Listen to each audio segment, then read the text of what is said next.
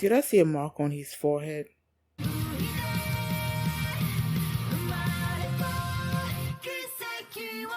Hi everyone, I'm going to react to Demon Slayer Season 3 Episode 1. What's the title? Someone's Dream. Okay. And last season was the District Entertainment arc, which was awesome. And now we're about to get into a new one. I believe there was a movie that came out in between season 2 and this season, but I felt like I didn't go see it. I don't really remember the title of the movie, but I felt like it was gonna be the same thing that happened with the train, Mugen Train arc. You know, where you had the movie and then they split the movie into episodes during the second season and everything. So I'm like, if it's gonna be the sort of like the same thing, then I prefer to react to it, you know, when it comes out in episode format. So hopefully that's what it is, because yeah. Now, before we get into this episode, if you guys have my reaction, please give it a thumbs up, please subscribe, and please consider supporting my Patreon at patreon.com/feelme. And because this is the first episode of this new season, you can check out the full length for free. The link is going to be in the description box and in the comment section, the pinned comment. So just click it, check on it, and if you like it, please consider supporting my Patreon at patreon.com/feelme. You know, I was supposed to react to Demon Slayer. No, not Demon Slayer, Dr. Stone, because Dr. Stone came out, I believe, Thursday, right? So I was planning on reacting to that, and then I got a notification that Demon Slayer was dropping on Sunday. So I'm like, huh. So I gave it out to my subscribers to choose which one they wanted to see me react to next. So Demon Slayer one. So yeah. Now let's start this episode, and here we go.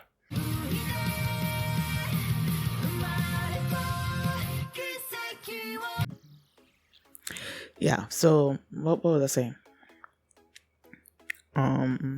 Yeah, like maybe it was Tanjiro's ancestor that was being born or whatever. And then you see the guy there that we keep seeing when Tanjiro's having some kind of vision or something or other like that.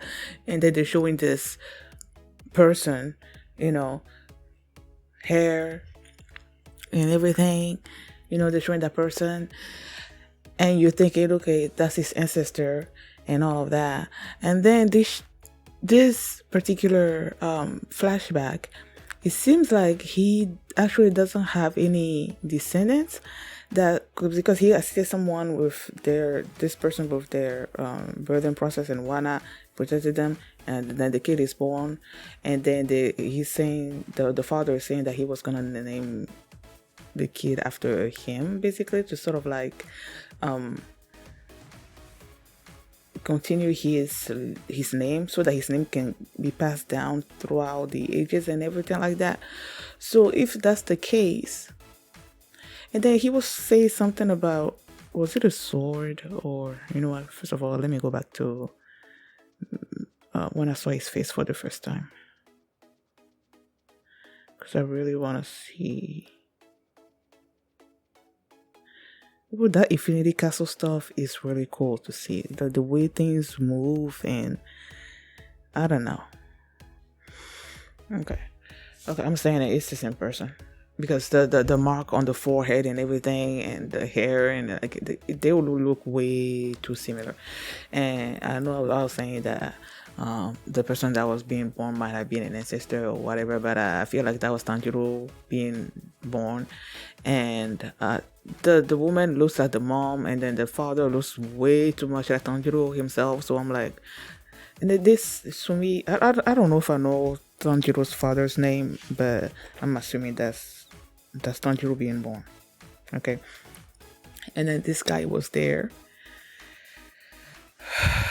I mean, it makes sense that if these demons, they live like years, hundreds of years, okay?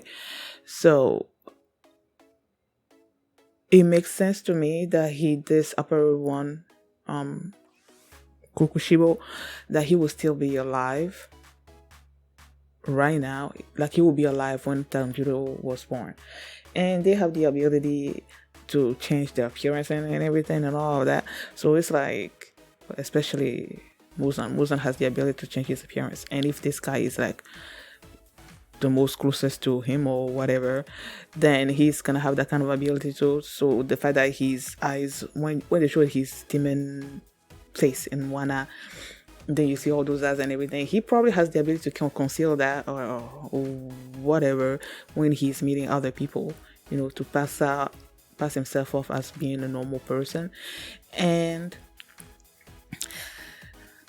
I don't know, as I was rewatching the scene between when he was talking to Tanjiro's father, when he was talking to him, and then he's like, he failed to protect something or other like that. Like he's failed at a lot of stuff. And then I'm thinking to myself, okay, maybe I don't know why I come up with these theories that maybe he was trying to kill Muzan for like years and years and years and years, but he was unable to do so. And then he figured if he becomes an upper ranked demon, he will be closer to him or something or other like that, and maybe find a way to kill him. Maybe. I don't know. But I feel like he's tired of his existence. And that's why he, when they had that meeting, after Muzan left, and then he approached Akaza because Akaza was getting angry with, what's his name? The number 2, Doma. Is it Doma or Domo? Doma. That's what I wrote down. So he was getting upset with him, and then he, punched his head off or something or other like that. And then that's when the Goku Shibo, he came and then cut his arm off, I believe. And then he basically challenged Akaza to kill him, right? I feel like if he kills him, then he's gonna become the number 1, So I'm like, I feel like he's tired of his existence. That's how it came off to me. So yeah, I guess we'll learn more. And then they showed him at the end there when Tanjiro and Nezuko, they were like, okay, we're gonna look for this weapon that's supposed to make you stronger or something or other like that. And then they found the mist Hashira with this other sword myth person kid or whatever. And then he's like, is there someone behind him? And then you looked and then you see the person there. So I'm like, okay, is this all in his mind or is the person actually there? Somehow I don't think he's there. I think he's just imagining this person, But yeah, something going on there. Okay. After the battle, Tanjiro was in a coma for 2 months, I believe. And then Inosuke was up there, I guess, willing him to wake up since yesterday, based on the after credit. So he was willing him to wake up, and then he woke up. And then they said that Zenitsu, he went on a mission reluctantly, and then you hear him screaming, I wanna go, Tanjiro, let's go, whatever. This boy, man. Okay, so he's been going on missions, and then when it comes to Inosuke, they said that he's basically sort of like immune to poison, but it means the way his body is, it means that medicines don't work on him either. So I'm like, that's not good. I mean, being immune to poison and everything, that's good, but like medicine that's supposed to heal you when you're, I don't know, he's immune to that, so I guess he needs to pay attention to that as well. And then he asked about his sword. He asked, okay, did I receive a new sword while I was in a coma and everything? And they were like, no. They sent Haganiska Hotaru, that's his first name. He said Hotaru sent him letters where he was cursing him that he's never gonna make a sword for him again and whatnot. And he decided, someone mentioned the fact that you have a swordsmith village and that he should go there, to try to get him, I guess, to make him a sword, or try to get someone to make him a sword. So he decided to go there, and then they give you permission to go. So there was this woman that showed up, and she's like, okay, I'm gonna be carrying you on your back. They blindfolded him, his ears, his nose, because of his sense of smell. And I'm like, okay, you plugging his nose off, but I'm like, how is he supposed to breathe? Okay. And then they said that the person that's carrying him doesn't actually know where the village is, and that they will be guided. He or she will be guided by the crows, and they will be changing the person that's transporting him. But then I'm like, yes, a whole bunch of them don't know where the village is, but then there's that particular one that actually led him there. That person should know where it is, right? So somebody knows where it is. I, I don't know. Like, I applaud the whole subterfuge so that the demons don't know where it is and everything. But I feel like there has to be that one particular person that knows. And if one person knows where it is, then the demons can find it out and find that village. But okay, so he got there. They told him to go meet the chief first before he does anything. So he went to meet the chief. The chief said that Hotaru, he's the one that named him, that he's not in the village. They don't know where he is, and that he does this a whole lot. And then Tanjiro was apologizing for. He felt like it was his fault that the sword was nicked and whatnot, that he needed repair. And I said, it's Hotaru's fault because the sword that he made was not up to par or whatever. And then they told him about this hot spring that supposedly has these healing powers and everything. And they showed her first, the woman Hashira. Let me see if I know her name is Kanroji. Oh, what kind of Hashira is she? The love Hashira. She clearly loves to eat. She loves a lot of stuff. I'm guessing she loves love. Either way. So she was in a hot spring, and then she came running down. It was like someone was rude to her. She was trying to speak to the person, but the person was rude to her or whatever. And Tanjiro consoled her, and then he also went to the hot spring, and then we found out who this person was. When he said that the person ignored her, my mind went to Giyu. My mom went to Giyu at first because I miss him and I want to see him, and he's not really a talkative kind of person, so that's why my mom went. But it turns out to be that dude. What was his name? Genya. He was, when they were doing the selection and everything, he was there, and then we saw him, I think, once, and he was walking by Tanjiro. He bumped into him, walked by him, and then he had this angry look on his face. And I think that was the last time we saw him. So I'm glad that it seems like he's going to be a big part in this season, because he was in the intro and everything. And then they gave him speaking lines. So I'm like, yeah, it feels like he's going to be a big part of this season. So I'm happy with that. And they said he was related to the wind Hashira. I want to take a closer look at the wind Hashira's face. This dude, the one that was about to kill Tanjiro and what, I'm like, so he's related to him. Oh, he also has the scar and everything on his face. Okay. So yeah, they say he's related to him, but then there's like no love lost or something or other like that. And what's her name? Kanroji was saying how she was born. She has 5 or 6 siblings, but then they loved each other. So he doesn't really understand why these siblings there will be like this distance, I guess, between them.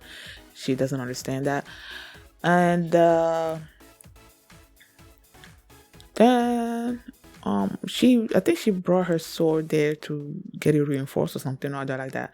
And then they were telling her that her sword was ready or something. And she's like, she's probably gonna leave during the night, but clearly based on the intro, she's not leaving. Okay.